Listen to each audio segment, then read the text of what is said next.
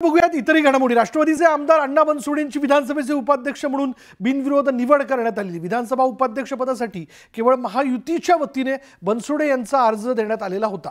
अण्णा बनसोडे यांची विधानसभा उपाध्यक्षपदी निवड करण्याचा प्रस्ताव मुख्यमंत्री देवेंद्र फडणवीस यांनी मांडला आणि त्याला उपमुख्यमंत्री एकनाथ शिंदे यांनी अनुमोदन दिलं। बनसोडे हे उपमुख्यमंत्री अजित पवारांचे कट्टर समर्थक म्हणून ओळखले जातात।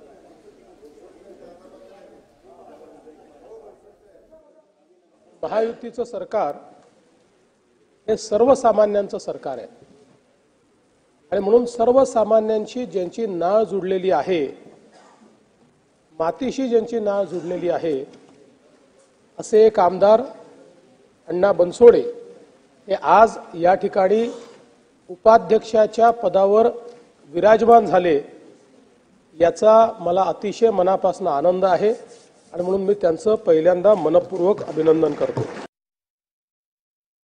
अध्यक्ष महोदय, मला सभागृहाला सांगायचं विशेषतः राष्ट्रवादीच्यांना, तुमच्या मागच्या बसले त्यांना, की त्यावेळेस अण्णांनी माझं ऐकलं, राष्ट्रवादीचा एबी फॉर्म भरला म्हणून त्या ठिकाणी बरं झालं।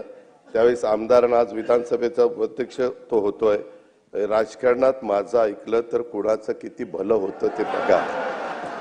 हे आता बऱ्याच जणांच्या लक्षात आलं असेल। सन्माननीय विश्वजीत, सन्माननीय अमितजी, आपण नेहमी चर्चा करतो। या सभागृहामध्ये